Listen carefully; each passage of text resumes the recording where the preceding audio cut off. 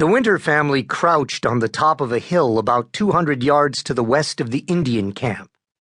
They were all low to the ground, their dirty greatcoats pooled around them like skirts, speaking in whispered tones.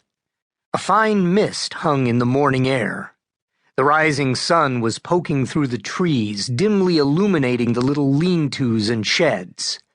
One skinny mule paced restlessly back and forth. Otherwise, the camp was still. "They are a ragged bunch, aren't they?" Hugh said, pushing his spectacles higher on the bridge of his nose. "I kind of thought old O'Shea might have been laying it on a bit thick, but they look more like the Sioux or Cheyenne rather than a civilized tribe." "What do you think, Augustus?" Quentin said. "If we come up on them with knives, we could kill some without awakening the others. Perhaps Charlie and Johnny could—" "We're not going to do this," Winter said. Quentin blinked. "Pardon me?" "We're going to go back to town," Winter said, "and kill them instead." Johnny Empire laughed, honking, and his brother shushed him. The other men simply stared. It sounded like a joke, but everyone knew Winter never joked. "Did you lose your damn mind?" Fred Johnson said. He was tall and broad across the shoulders, a 50-year-old ex-slave with silver streaks running through his dark, curly beard. "When Quentin asked for more money, O'Shea didn't even blink," Winter said. "That means he don't have to go to no bank for it. He's got it in his house somewhere. And that shit-splat of a town don't got any more people in it than that little Indian camp. Why should we kill Indians when we can kill white men for twice the price?" The men were silent. They tried to think of something to say. None of them had the courage, except for Fred Johnson. "Winter," Johnson said, "you done lost your goddamn mind.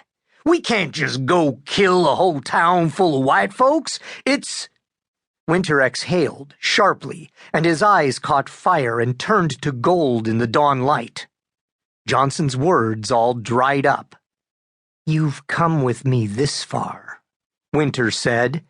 "You've come all this way, and now you're going to start to tell me there's some things that just ain't done? That what you're telling me, Freddie?" "They'll hunt us down," Johnson said. "In case you ain't noticed, they're already hunting us," Winter said. "We got a whole fucking army of Pinkertons combing the woods for us, led by the same son of a whore that killed Dusty and Chris Neville and Manny and the old battle axe. And he's not going to quit till he kills us, too." "You think that's as bad as it can get?" Johnson asked. At this, Winter smiled hard and tight. "You're the one that don't get it, Freddie.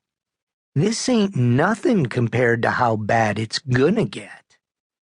10 years ago, if the law was on you, why, you'd just run into the woods. There was always more country, wasn't there, Freddie? You remember that feeling right after the war? Like you could just keep moving forever? Now it's just Oklahoma. And after the big land run in April, Oklahoma's not even Oklahoma anymore. Nothing but towns and railways and asshole Sooners like O'Shea. We're fucking done. We need to cash out. And this is it. Right now." Winter stood up. A woman, a girl really, had come out of one of the shanties.